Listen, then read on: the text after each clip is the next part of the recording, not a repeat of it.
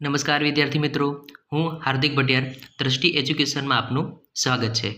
ધોરણ 8 જ્ઞાન સાધનનું પરિણામ આવી ગયું છે, જેમાં તેનું કટ ઓફ અને મેરિટ કેટલી અટક્યું છે તેમજ કેટલા માર્ક્સે પાસ થવાય અને તમને કેટલી શિષ્યવૃત્તિ મળવાપાત્ર છે તે તમામની માહિતી આજે આપણા વિડીયોમાં મેળવીશું। તે પહેલાં આપ સર્વે દ્રષ્ટિ એજ્યુકેશન ચેનલને સબસ્ક્રાઇબ કરી દો, જેથી આવનારી તમામ માહિતી તમને મળતી રહે। તો ચલો આગળ આપણે જોઈએ કેટલા માર્ક્સ પર પાસ થશો તે પહેલાં જાણીએ કે ધોરણ 9માં પ્રવેશ તેમજ જ્ઞાન સાધના સ્કોલરશિપ પરીક્ષા માટે CGMS ટેસ્ટનું આયોજન 30/3/2024ના રોજ કરવામાં આવ્યું હતું।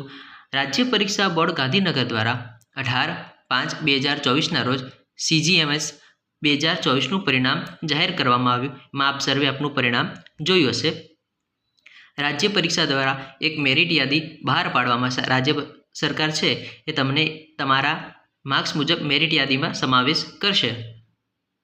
ધોરણ 8 પૂર્ણ કરેલ મેરિટમાં આવેલ 25,000 તેજસ્વી વિદ્યાર્થીને શિષ્યવૃત્તિ મળશે, એટલે કે 25,000 જેટલા વિદ્યાર્થીઓને આ યોજનાનો લાભ મળશે। કેટલા માર્ક્સ પર પાસ થવાય? તો આ પરિણામમાં 5 વિદ્યાર્થીઓને 90% એટલે કે 108 કરતાં વધુ ગુણ છે।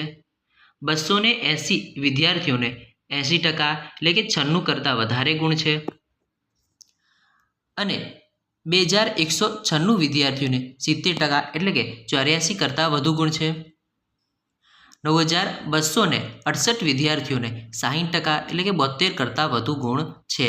આ તમામ પરિણામ જોતા રાજ્ય સરકારે મેરિટ યાદીમાં 50% એટલે કે 60 કરતાં વધુ ગુણ મેળવનાર વિદ્યાર્થીઓનો સમાવેશ કરશે, એટલે કે જેમને પણ CGMS 2024ની એક્ઝામમાં 120માંથી 60 ગુણ આવ્યા હશે એ તમામ વિદ્યાર્થીઓ પાસ ગણાશે। એ તમામનો મેરિટની અંદર સમાવેશ કરવામાં આવશે, તેમજ જ્ઞાન સાધનાને લગતી તમામ યોજનાઓના લાભ એ વિદ્યાર્થીઓને મળવાપાત્ર છે। કેટલી શિષ્યવૃત્તિ મળશે તો તેની ઉપર ધ્યાન આપીએ। સરકારી અને અનુદાનિત સ્કૂલ પ્રવેશ માટે મળતી શિષ્યવૃત્તિ તો ધોરણ 9 અને 10માં પ્રવેશ મેળવેલ વિદ્યાર્થી દીઠ વાર્ષિક 6,000 એટલે કે તમે કોઈ સરકારી અથવા ગ્રાન્ટેડ શાળામાં પ્રવેશ મેળવો છો તો તમને વાર્ષિક 6,000 9મામાં, 6,000 10મામાં અને તેમજ 11 અને 12માં 7,000 મળવાપાત્ર છે।